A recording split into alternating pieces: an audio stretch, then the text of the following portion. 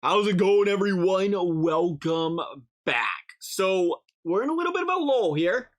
A little bit of inactivity in the free agent world for the Cincinnati Bengals right now, and we are starting to really question if the Bengals are going to spend more money. We're starting to question if the Bengals can save some money elsewhere and potentially still throw some money at some other players. And none looming bigger when it comes to saving some money than the man by the name of Joe Mixon. Pretty polarizing name right now, if you will, of should the Bengals be keeping this guy or should they cut him? We're going to go straight to the facts today. We're going to keep the opinion away. Personally, no, I don't think you ever pay a running back. But again, that's my opinion because it's statistically backed at this point in time in the NFL. Look at the last 10, 15 years of Super Bowl winners. They don't pay the running back. We can argue it any single way you want. Fact of the matter is, if anything, Tom Brady proved anything, if Bill Belichick proved anything, is you want to build a dynasty, you get a couple cheap running backs that could fill a certain role, and you swipe them in and out. You rotate them in and out. And that's continued to be proven year in and year out since then. Even Nick Foles and the Philadelphia Eagles won it, not paying a running back. I don't know how else you can spin that other than the facts pretty much back it up. As you want to win a Super Bowl, you spend your money elsewhere. But that being said, let's turn to Joe Mixon. He's going to have a $12 million cap hit this season. He's garnering the 6th highest average annual value contract amongst all running backs in the NFL in general throughout his contract, which begs the question, should the Cincinnati Bengals be keeping this guy or should they be releasing him and cutting him? Now, first and foremost, I mean, we just went down the road of what's been proven to work in the past for Super Bowl winners. And I mean, again, we could play this game all day. The Bengals would have cut Joe Mixon last season. They would have signed somebody for $3 million, like a Jamal Williams at that time, and you put that $6 million towards like a right tackle. Where were the Bengals last season, right? There was an offensive line away. There was a half a second away. We don't like remembering the play. There was a half a second away from Jamar. Was it Jamar taking that to the house and winning the Super Bowl? Nonetheless, going back here, getting sidetracked. Let's talk about Joe Mixon this season. Again, 6th highest paid running back in the league. Okay. I can understand where you can justify keeping the guy if he's a stud, if he's been playing well. But let's dive into how this guy's been playing. His 4.1 yards per carry in 2021 ranked him 30th in the league. His 3.9 yards per carry this season averaged or ranked him 37th in the league. That's a lot of running backs and a couple quarterbacks. That's a lot of running backs, qualifying ones, that had more yards per carry. So it's hard to dig deep down there and say, hey, yeah, but the offensive line. Let's talk about Michael Carter, 4.3 yards per carry. Devontae Booker, 4.1 yards per carry. That was 2021. If anybody out there can argue the fact that the Giants and Jets did not have good offensive lines last season, you go ahead and stand up and let's talk about it. Let's talk about it. Those guys had starting jobs this season as well. So I don't like to blame the offensive line for everything at this point in time. At some point in time, I think, and this is the interesting thing with Joe Mixon, he had an outstanding sophomore year.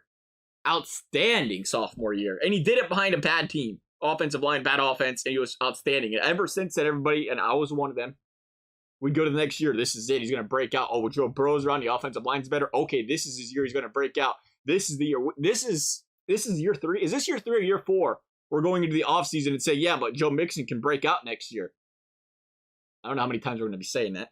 Nonetheless, let's dig in a little bit deeper if we want to worry about the offensive line not blocking for this guy. Let's talk about yards after contact amongst running backs. Joe Mixon in 2021 was averaging 1.9 yards per carry after contact was made. That ranked him 26th in the league. In 2022, that declined to 1.5 yards per carry. Yards, that is, after contact was made. That ranked him 36th in the league. That's a lot of running backs. And again, a handful of quarterbacks. That's a lot of running backs. What is it? Just to be clear, it's 3, 4, 5 quarterbacks, whatever, however many you got. Lamar, Allen, Fields. Throw them in there. The main one's running the ball, not the guys running the ball 12 times, and that's it. That's a lot of players ahead of Joe Mixon in yards per carry after contact. You want to go broken tackles. Another interesting stat you can't necessarily blame on the offensive line. Joe Mixon had 20 of them in 2021. That ranked him 8th among running backs. Not bad. This season, a pretty big decline. 8 broken tackles this season. That ranked him 29th among running backs. And it should be noted, last season, Joe Mixon had the 3rd most rushing attempts among all running backs. So we can't really say, well, he didn't have the same amount of opportunities as some of these other guys. Not if he was the 3rd in the league. This year, obviously, went down a little bit closer to the middle of the pack. But all of that being said, I'm sure we can go down the list of names and say, no, Mixon was in a much better situation than a lot of these guys, not just from an offensive line standpoint, but from there ain't 8 guys in a box, there ain't 7 guys. They're worried about Joe Burrow, and they're worried about Joe Burrow only. So the opportunities were there when the Bengals checked out of place. And to see the numbers be where they are, it's hard to justify to me how you can be ranking these lows in these categories and then say, we're going to pay the 6th highest amount of money amongst all running backs in the league. And that is why we are seeing a lot of people talk about wanting to release and cut Joe Mixon. I will say this, I don't think there's any Bengals fans that would be like, let's keep Joe Mixon. I think he's got a chance to break out. I think he's going to be a great running back this season. I don't think anybody's denying that's a possibility. I think the problem is you're paying this guy the 6th most or the 6th highest dollar amount amongst running backs this season. The problem is you're paying him to not possibly break out or to hopefully break out or hopefully have a great season. You're paying this guy to guarantee you that. And for the last 2 seasons, at least the last 2 seasons, he has not proven that he can do that. And when you say, what if we had Joe Mixon for $2 to $4 million? Oh, yeah. Yeah, let's jump all over that. Yeah. No problems. Like I said, I don't think there's a lot of people arguing it. I think it's the problem. It's the amount of production you're guaranteed out of this guy and the dollar amount that you're paying him. That is why the question comes up if the Bengals cut this guy. I mean, again, you talk, or contract restructure if he's willing to go that route. And then you say, okay, we can spend this money elsewhere. But really, though, I'm being completely honest, it's very hard for me to find a way to justify not cutting Joe Mixon, other than the fact right now that the Cincinnati Bengals, the problem is, like, what's your backup plan? Well, you can draft the guy. The Bengals have proven they can draft the guy in the 3rd round, 2nd round, 4th round. You really find 2nd or 3rd, depending what they do with tight end, depending what they get out of Jonah Williams. I mean, I think that's why we won't see a decision on Mixon besides the cutoff time coming June 1st.